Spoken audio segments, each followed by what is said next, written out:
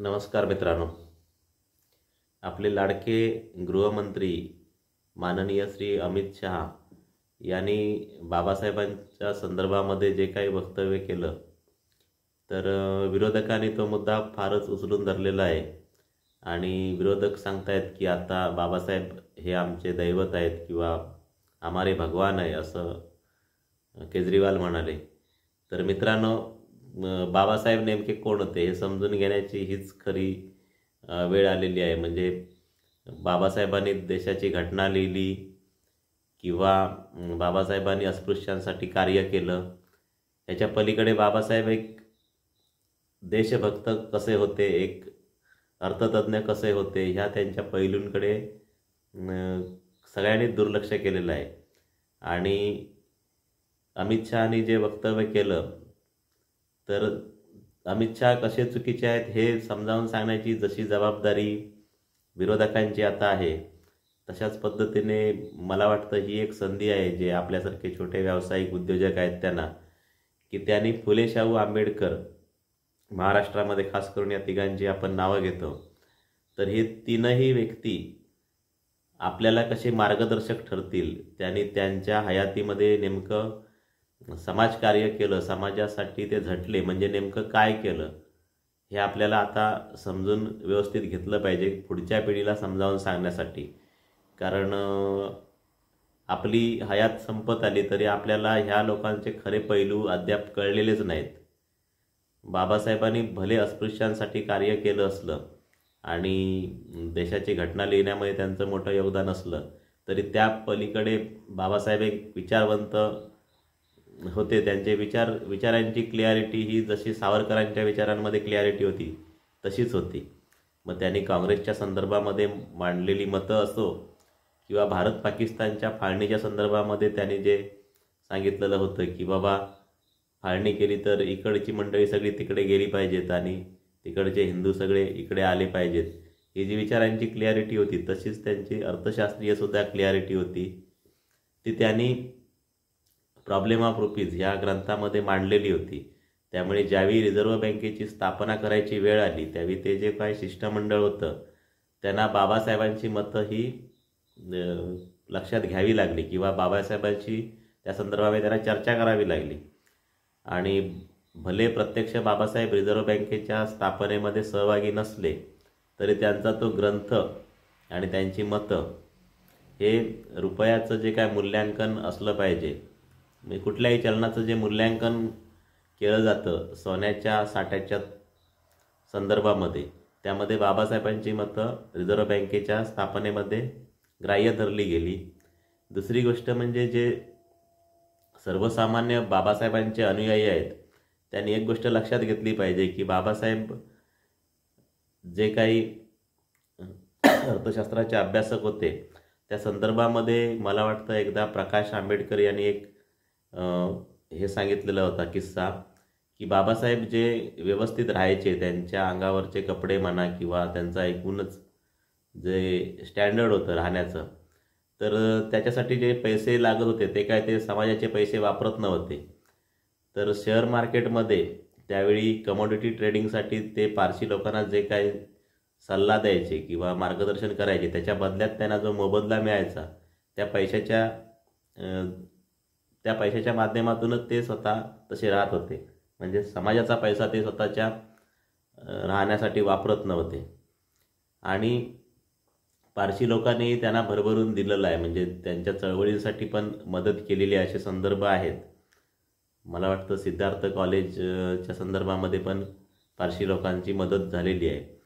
मग बाबासाहेबांचा हा जो पैलू होता ते जे स्वतः शेअर मार्केटमध्ये ट्रेडिंग करायचे, तर आज बाबासाहेबांच्या चळवळीमधल्या मंडळींनी किंवा ही आता जी नवीन पिढी येणारी आहे त्यांनी बाबासाहेबांचं हे अर्थशास्त्र पण समजून घेऊन स्वतःच्या आर्थिक विकासासाठी निव्वळ काय आपण आरक्षणावर अवलंबून न राहता, सरकारवर अवलंबून न राहता बाबासाहेबांप्रमाणे थोडासा अभ्यास करून आपला विकास कसा साध्य करता येईल हे बघितलं पाहिजे.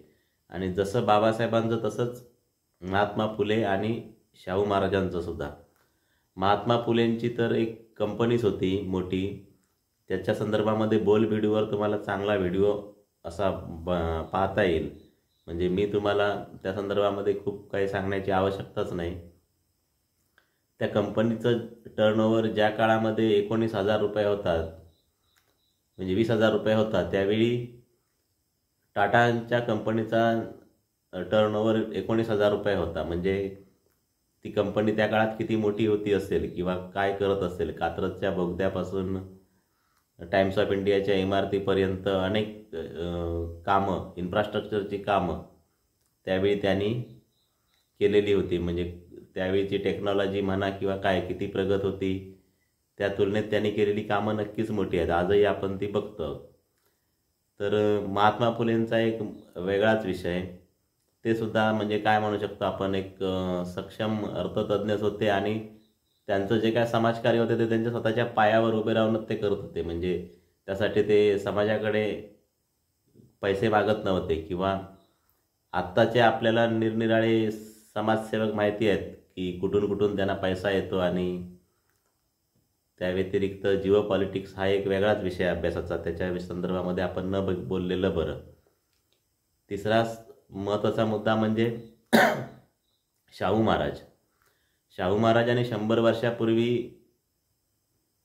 राधानगरीचं जे धरण बांधलं, ते त्या काळामध्ये 200-250 धरणं भारतामध्ये होती असतील, त्यामधलं ते सगळ्यात मोठं धरण होतं. म्हणजे शाहू महाराजांना जे व्हिजन होतं त्यावेळी, ते तुम्ही लक्षात घ्या.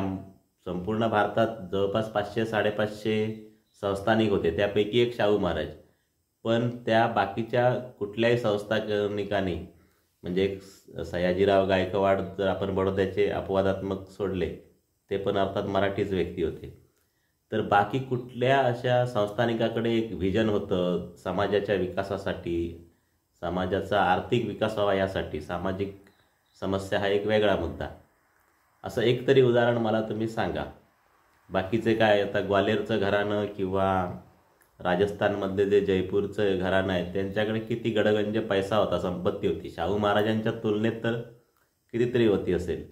पण समाजासाठी, समाजाचा आर्थिक विकास झाला पाहिजे याच्यासाठी व्हिजन कोणाकडे काय होतं काय, अभ्यास करा. शाहू महाराजांनी जे धरण बांधलं त्याचं बॅकवॉटर आज दाजीपूरच्या अभयारण्यापर्यंत आहे. आजूबाजूची 30-40 गावं तरी त्यामुळे स्वावलंबी झालेली आहेत, स्वयंपूर्ण झालेली आहेत. शाहू महाराजांनी त्यावेळी ह्याची सहकार चळवळ राबवली. मुलांना शिक्षणासाठी नुसत्या शाळांचं नियोजन नाही, तर आश्रमशाळा म्हणजे मुलांना राहण्याची पण त्यांनी व्यवस्था केली. सहकारी चळवळीतून जी उत्पादनं येत होती, त्या उत्पादनांसाठी त्यांनी शाहूपुरी ही बाजारपेठ पण वसवली कोल्हापूरमध्ये. म्हणजे अर्थशास्त्राच्या संदर्भामध्ये किती प्रॅक्टिकल मुद्दे त्या व्यक्तीने 100 वर्षापूर्वी प्रत्यक्षात कृतीत आणले, लक्षात घ्या. आज आपण व्यावसायिक म्हणून ह्या तिन्ही मंडळींना देव माना, आदर्श माना किंवा तुमचे आयडॉल माना, इन्स्पिरेशन माना. या तीनही व्यक्तींचा आपण अभ्यास केला पाहिजे. हा जर आपण अभ्यास नाही केला तर राजकारणी लोक जे काय सांगतात तेवढंच आपल्याला खरं वाटणार किंवा त्याच्यातून आपली माती भडकत राहणार. त्यापेक्षा ह्या व्यक्तींना खरोखर आपल्याला जर फॉलो करायचं असेल तर आपण त्याचा अभ्यास करणं गरजेचं आहे. अमित शहानी जो मुद्दा मांडला, तर कदाचित त्यांचं बाबासाहेबांचा अपमान करण्या एवढे काय ते दूधखुळे नाही आहेत. त्यांना नक्कीच अपमान करायचाच नव्हता असणार. त्यांना केवळ हेच सांगायचं होतं असणार की बाबा तुम्ही असं नाव घेत राहण्यापेक्षा त्यांच्या संदर्भामध्ये तुम्ही काय केलात ते बघा इतिहासात जाऊन. आणि तो झाला अमित शहांचा मुद्दा. पण मी म्हणेन की आता आपण काय केलं पाहिजे सर्वसामान्य लोकांनी. राजकारणी काय करायचं ते करतील, पण सर्वसामान्य व्यक्तींनी सुद्धा कुठेही आपलं डोकं भडकावून न घेता ह्या 3 माणसांचं देशाच्या अर्थकारणामध्ये सुद्धा योगदान काय आहे समजून घेऊन त्यासाठी आपल्या पद्धतीने आपण ते मुद्दे इतरांना समजावून सांगण्याचा प्रयत्न केला पाहिजे. ह्या मंडळींना जे व्हिजन होतं ते अजूनही आपल्याला नाही. म्हणजे बाबासाहेब त्यावेळी जे साधं करन्सी ट्रेडिंग करत होते तर करन्सी ट्रेडिंगमधलं अजूनही सर्वसामान्य व्यक्तीला काहीच कळत नाही. देशातले काय 1-2 कोटी लोकच ते करत असतील. मग उरलेल्या अजून 5-10 कोटी लोकांपर्यंत तरी हे मुद्दे, हा अभ्यास कसा पोचेल यासाठी सुद्धा आपण नक्कीच एक चळवळ राबवू शकतो. म्हणजे ह्या 3 मंडळींना देव मानून, फुले, शाहू, आंबेडकर यांना आपण देव मानूया, भगवान मानूया आणि त्यांचं जे अर्थकारण जे आहे ते आपण तळागाळापर्यंत पोचवून जो कोणी सर्वसामान्य व्यक्ती माझ्यासारखा आहे किंवा कोणीही उद्योजक आहे त्याने आपलं पण भलं करून घेऊया. आणि अमित शहानी जे काय म्हटलं आहे ते त्यांच्यापर्यंत राहिलं. उरलेले जे कोणी विरोधक आहेत त्यांना त्याचं उगाचच पराचा कावळा करण्यासाठी आपण रोखायचं असेल, त्यांना त्यापासून परावृत्त करायचं असेल तर ती अभ्यासाची जबाबदारी सर्वसामान्य व्यक्तींचीच आहे असं मला वाटतं. फुले, शाहू, आंबेडकर याविषयीचा अभ्यास आजपासून मी तरी करायचा ठरवलेला आहे, म्हणजे त्यांच्या अर्थकारणाच्या संदर्भातला. तुम्ही सुद्धा तुमची एक भूमिका या संदर्भामध्ये नक्की ठरवा असं मला वाटतं. नमस्कार मित्रांनो.